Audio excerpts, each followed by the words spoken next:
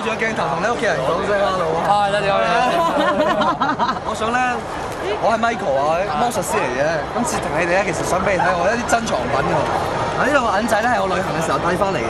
咁我就唔會拎酒店啲牙膏牙刷啦，我就會拎兩個銀仔嘅。睇住喎，兩個銀仔，一個美國嘅 half dollar 同埋一個英國嘅 copper coin 啦。咁喺香港佢哋會發生啲好奇怪嘅嘢喎。睇住呢個美金咧，如果我將佢擺喺我褲袋裏邊咧，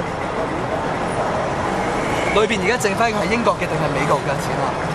英國係你未瞓醒啊？嗱，我哋嚟多次，兩個錢，一個美金，一個英鎊。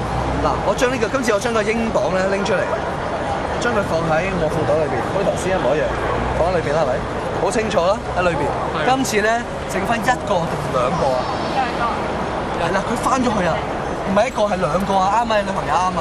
嗱，兩個錢喺度，翻咗去。今次試多次咯，呢個美金同埋呢個英鎊，我得一個英鎊一個美金啫，係咪？兩隻手，兩個銀仔。一個靚仔魔術師就可以做呢啲魔術。嗱，呢個英鎊喺我手裏邊，睇住咯喎。呢個咧放喺我袋裏邊。嗱，留心喎，我真係得一個英鎊一個美金嘅喎，放喺我袋裏邊，係咪？冇嘢噶嘛。但係唔知點解咧，佢又翻咗嚟嘅喎。係咪啊？兩個。都係有兩個錢。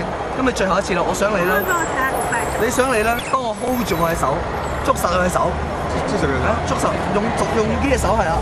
大啲唔緊要啊，我中意呢種感覺啊。好，兩個錢，我會攞個英鎊出嚟，將佢放喺我呢個袋度。最後一次啦，裏邊有一個啊，兩個啊，英國、日本、台灣錢，邊個係答一次啊？最後一次啊。兩個。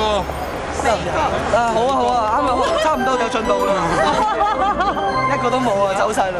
Thank you，唔該曬你哋。